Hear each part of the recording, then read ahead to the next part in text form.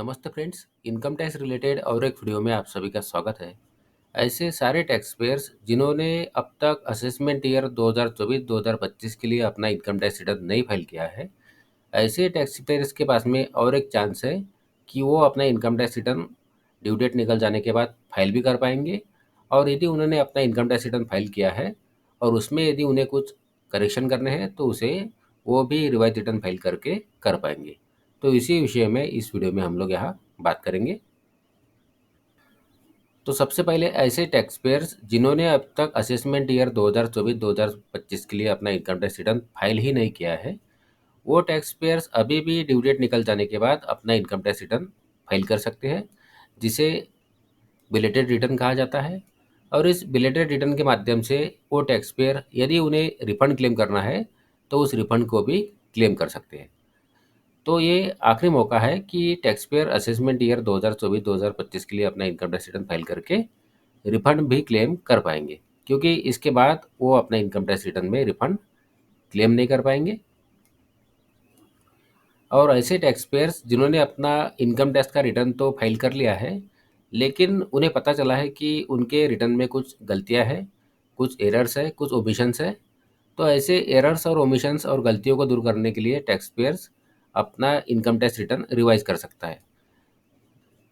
तो assessment year 2024-2025 के लिए जिन भी टैक्स पेयर्स ने अपना ओरिजिनल रिटर्न फाइल किया है, उन्हें यदि उस रिटर्न में कुछ करेक्शंस करने हैं तो वो रिवाइज रिटर्न फाइल करके कर पाएंगा।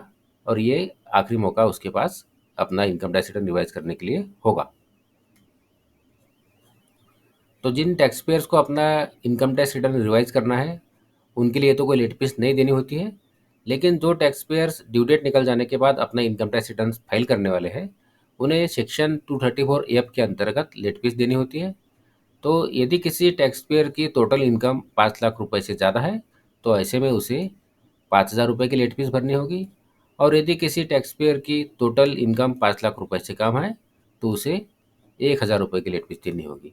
और यदि किसी टैक्स पेयर की इनकम ही एग्जम्पशन लिमिट से कम है, बेसिक एग्जम्पशन लिमिट से कम है, तो ऐसे में उसे कोई भी लेट फीस देने की आवश्यकता नहीं होगी। तो यदि किसी टैक्स पेयर को असेसमेंट ईयर 2024-2025 के लिए बिलेटेड रिटर्न फाइल करना है, तो यहाँ जो लेट फीस बताई गई है उस तरीके से उन्हें लेट फीस का पेमेंट करना होगा। उसके बाद ही वो अपना इनकम टैक्स रिटर्न फाइल कर पाएंगे। तो अब अगर बात करें ड्यू डेट्स की, तो असेसमेंट ईयर 2024-2025 के लिए जो रिटर्न फाइल करने की आखिरी डेट है, ऐसे टैक्स पेयर्स जिन्होंने अपना ओरिजिनल रिटर्न फाइल किया है और उन्हें अब अपना इनकम टैक्स रिटर्न रिवाइज करना है, तो ऐसे टैक्स पेयर अपना रिटर्न रिवाइज 31 दिसंबर 2024 के पहले कर पाएंगे। इस तारीख के निकल जाने के बाद आईटीआर रिवाइज इस साल के लिए नहीं होगा। और जो टैक्स पेयर्स जिन्होंने अपना इनकम टैक्स रिटर्न अब तक फाइल ही नहीं किया है, वो अपना income tax return due date निकल जाने के बाद फाइल कर पाएंगे। इसकी भी डेट 31 दिसंबर 2024 है। तो असेसमेंट ईयर 2024-2025 के लिए बिलेटेड रिटर्न 31 दिसंबर 2024 के पहले फाइल किया जा सकता है और उस रिटर्न में रिफंड भी क्लेम किया जा सकता है, क्योंकि इस तारीख के निकल जाने के बाद टैक्स पेयर अपने इनकम टैक्स रिटर्न फाइल करके रिफंड नहीं क्लेम कर पाएगा। और ये 31 दिसंबर 2024 की तारीख निकल जाने के बाद असेसमेंट ईयर 2024-2025 के लिए यदि कोई टैक्स पेयर अपना इनकम टैक्स रिटर्न फाइल करना चाहता है, तो उसके लिए केवल एक ही ऑप्शन है, वो है अपडेटेड रिटर्न फाइल करने का। तो असेसमेंट ईयर 2024-2025 के लिए जो अपडेटेड रिटर्न फाइल करने की ड्यू डेट है वो है 31 मार्च 2027। लेकिन यहाँ जो बात ध्यान रखनी है वो ये है कि अपडेटेड रिटर्न फाइल करने पर टैक्स पेयर उसमें रिफंड क्लेम नहीं कर पाता है। और अपडेटेड रिटर्न फाइल करने पर कोई टैक्स पेयर रिफंड तो क्लेम कर ही नहीं पाएगा। साथ ही यदि उसका अपडेटेड रिटर्न फाइल करने पर यदि रिफंड बढ़ता है या उसका लॉस कम होता है या टैक्स कम होता है, तो ऐसी परिस्थिति में भी वो अपडेटेड रिटर्न फाइल नहीं कर पाएगा।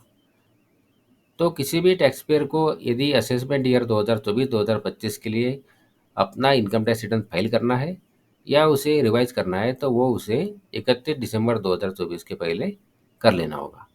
तो आशा करता हूँ इस वीडियो की जानकारी आपको यूज़फुल लगी हो। यदि इस वीडियो की जानकारी आपको यूज़फुल लगी है तो वीडियो को लाइक करिए, चैनल को सब्सक्राइब करिए। धन्यवाद।